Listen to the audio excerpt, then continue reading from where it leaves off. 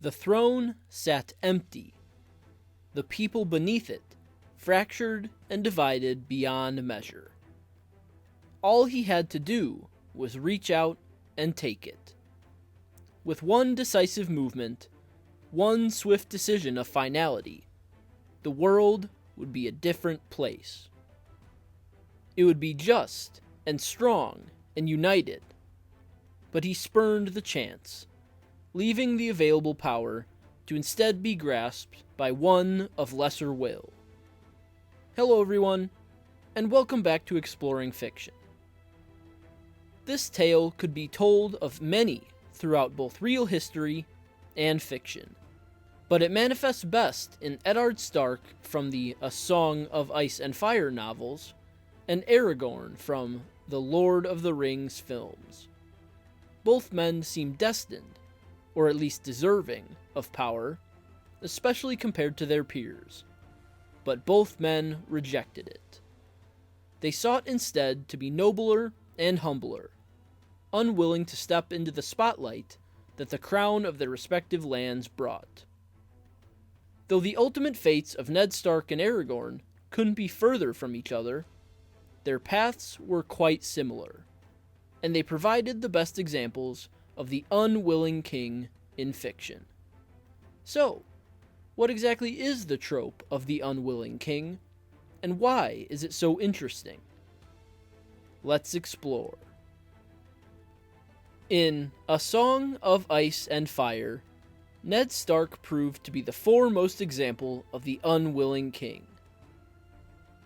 All around him, nobles and lowborns alike sought power, doing anything to grasp as much as they could. The Iron Throne turned the best men and women into morally corrupt animals, but Eddard kept his head.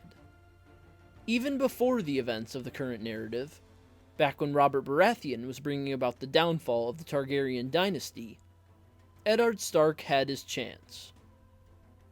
When he burst into the throne room of the Red Keep, he found Aerys Targaryen II dead on the floor, skewered through the back by his own Kingsguard, Sir Jaime Lannister.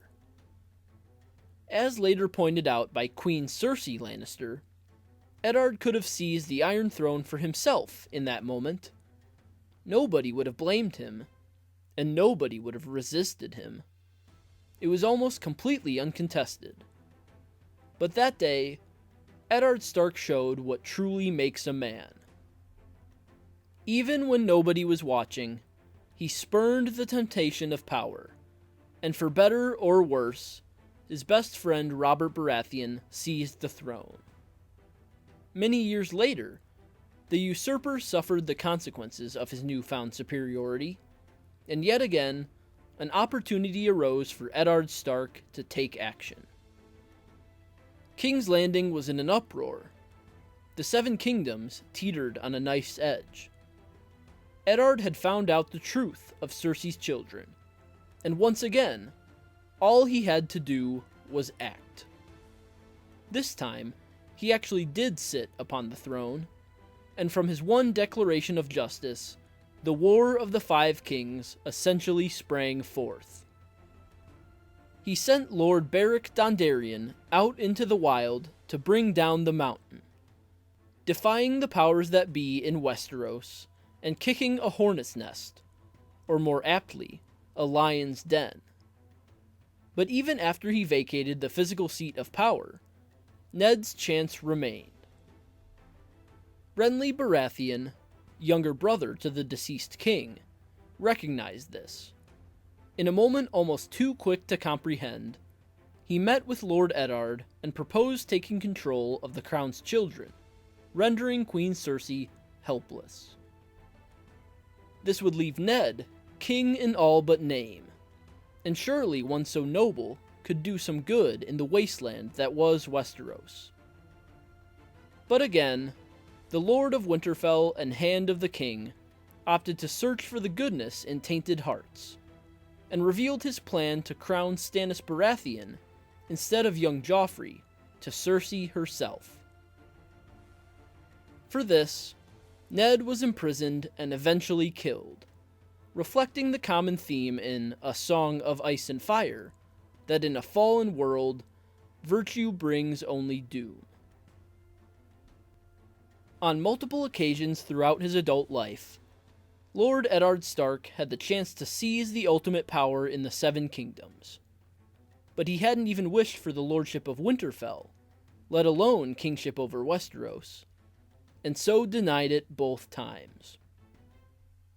Though some may call it cowardice, or hiding behind his veil of humility, it is clear that Eddard Stark was just too good for the place and time in which he lived. He was unwilling to seize the Iron Throne, to be corrupted by the power it offered. True, it earned him only death in the end, but there is a reason he is beloved and revered, even from beyond the grave. Similarly, in the Lord of the Rings films, Aragorn, son of Arathorn and rightful heir to the throne of Gondor, rejected that which was so readily available. In the east, Mordor grew stronger with every passing day. Those faithful men who remained in Gondor mustered what strength they had left to defend their home, but their resolve was cracking. Led by stewards who didn't dare place themselves upon the throne, the fighting men of the once shining kingdom struggled against Sauron's hordes of orcs and creatures even more foul. And all this time, Aragorn exiled himself to live amongst the Dunedain as a ranger of the north called Strider. He knew in his heart the truth of his lineage, the implications of his heritage, but he denied them. Aragorn held no desire for power, no yearning for the seat that called his name. Instead, he strove to protect others from the shadows, to serve as a silent guardian against evil from the dark corners where he could avoid glory and recognition. But when finally fate, or destiny, or divine intervention brought him face to face with the One Ring, Aragorn could turn away no longer. He pledged himself to the Fellowship of the Ring, though still not fully committed to the role of a leader. The burden was forced upon him, though, when Gandalf fell to the depths of Moria, locked in titanic combat with the Balrog Durin's Bane. When his companions faltered, Aragorn took it upon himself to take the lead, to keep them all moving, to flee from any further harm. From this point forth, Aragorn began to grow into the king he was always meant to be. For a brief time, he remained in the service of King Theoden, along with Legolas, Gimli, and a reborn Gandalf the White, but the hordes of hell appeared almost too much for even the hardiest of men left in Middle-earth. Aragorn displayed his leadership qualities in the Battle of Helm's Deep, but Sauron was much more formidable than the pretender Saruman. All seemed lost, or at least hopeless. Discontent stirred in the camp of the Rohirrim. Their fear was alive. But in the middle of the night, with a brilliant flash of gleaming silver, Aragorn reclaimed the shards of Isildur's broken sword reforged, brandishing Anduril in all its newfound glory. With the acceptance of this weapon into his care, he harnessed the armies of the dead and brought about decisive victory in the Battle of Pelennor Fields. Unlike Eddard Stark, who spurned the throne, Aragorn learned to embrace his calling, becoming King of the West. Of course, the fight was not over, and he almost perished before his rule had even begun at the Battle of the Black Gate. But his courage, valor, and willingness to sacrifice himself for a greater cause gave Frodo all the time he needed to destroy the One Ring. And so, with Middle-earth finally rid of Sauron for good, Aragorn was crowned at Minas Tirith, and the rule of King Elessar began. Through the entire journey of the Fellowship, It seemed as though Aragorn was unwillingly being dragged closer and closer toward kingship with every step he took. After all, he'd only wished to do his part to help Frodo, not claim the throne of Gondor for himself.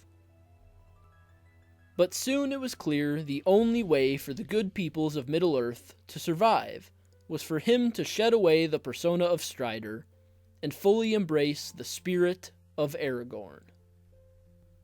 Royal cloak clasped about his shoulders, gleaming sword of old in his hand, Aragorn rode to the gates of hell itself and felt no fear. If this was to be his final hour, so be it. But in the world of Tolkien's creation, goodness does prevail in the end, and Aragorn, son of Arathorn, king of Gondor, led his united front to the greatest victory of the age. Rather than focus on the differences between Eddard Stark and Aragorn, how one died mocked and unaided, while the other became king, our concentration will instead be placed on how these two characters represented the same trope in many ways.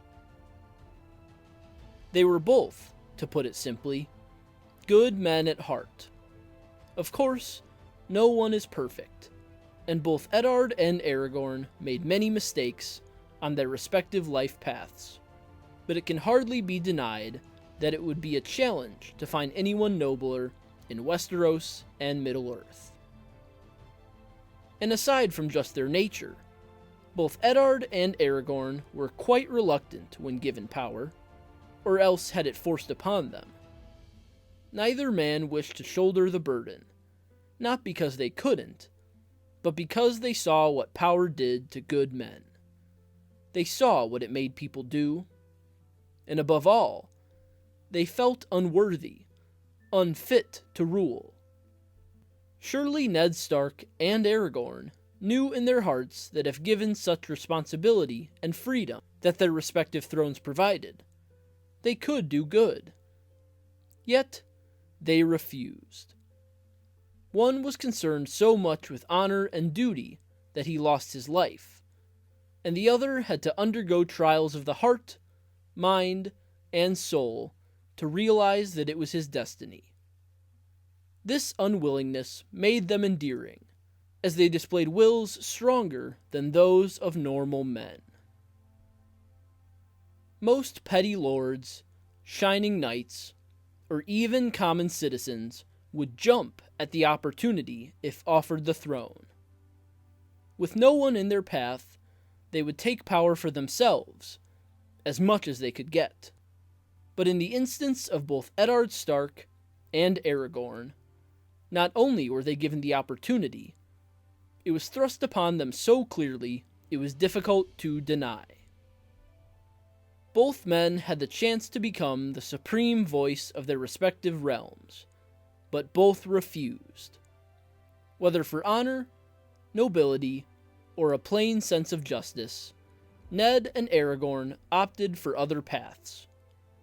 Their lives divulged drastically in most ways, but when offered the unlimited possibilities of the throne, both Eddard Stark and Aragorn showed unwillingness to rule.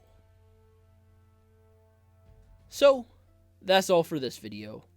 Leave a comment with your thoughts. I'd love to hear them. Leave a like if you enjoyed, and subscribe if you're new here. I'd love to have you. Visit my website, russellawellsauthor.com, for exclusive reviews, fiction, and more, and sign up for my mailing list for free exclusive content. The links for both are in the description below.